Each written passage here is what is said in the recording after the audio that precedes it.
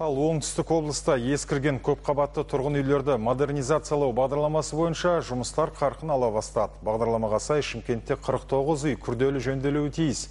Қазір ондағы тұрғындардың көбімен келіссөздер жүргізілген.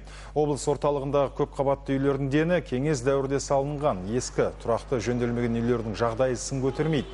Ал жаңа бағдарлама бойынша ғимараттардың сырт келбеті әрленіп, инженерлік жүйесі жаңартылмақ. Сондай олардың барлығының шатырлары ауыстырылатын болады.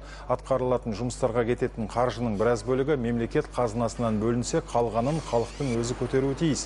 Яғни жөнделген үйлердің тұрғындары несиелік бағдарламаға сәйкес 7 жыл бойына төменгі пайызбен мемлекетке қарызын төлеп отырмақ. Бұл ретте билік өкілдері зейнеткерлерге жеңілдіктер жасайтынын мәлімдеген. Үйді өкімет істеп береді деген жағдайға бәрі енді нелқан сеніп қалған ғой. Қазір таңда бұл жекеменшік.